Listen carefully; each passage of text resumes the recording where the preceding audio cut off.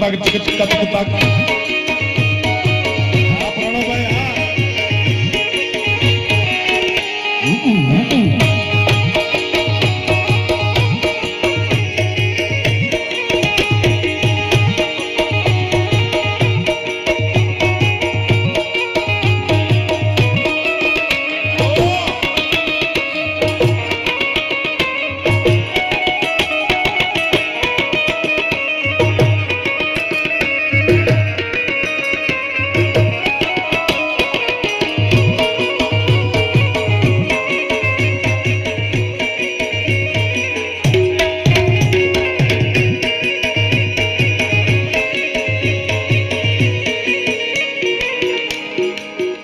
જે ભગવાનને આપણે દર્શન કરતા હોય દરેકની દ્રષ્ટિ અલગ અલગ હોય.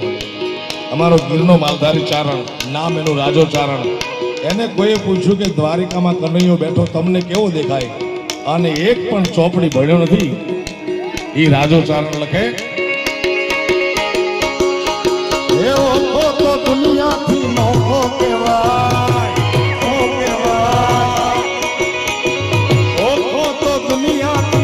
નોખો કહેવાય મારા દ્વારિકાના નાથની તો વાત ન થાય.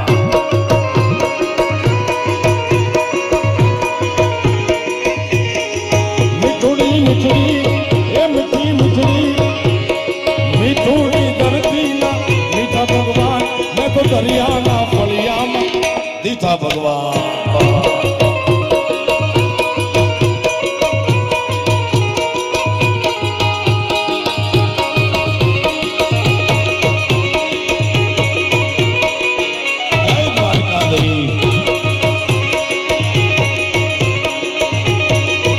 જય સિયારામ.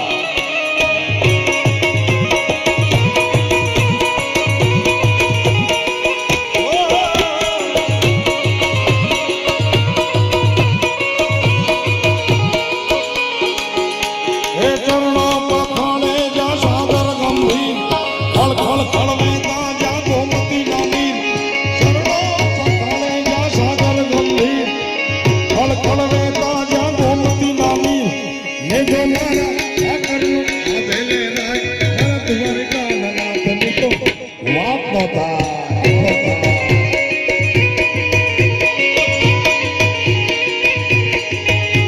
એને જો મારા થાળીયાનો આ ભેલે રાય મારા દ્વારિકાના નાથની તો વાત જ ન થાય.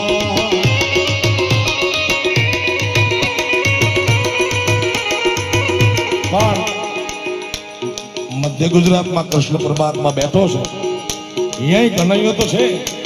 એને દ્વારિકાનો નાથ નથી કહેતા કમા, એને ઉત્તર ગુજરાતની માફક કોનડો નથી કહેતા, મોરલીધર નથી કહેતા. મધ્ય ગુજરાતમાં કનૈયો બેઠો છે, એને કહે છે ઓ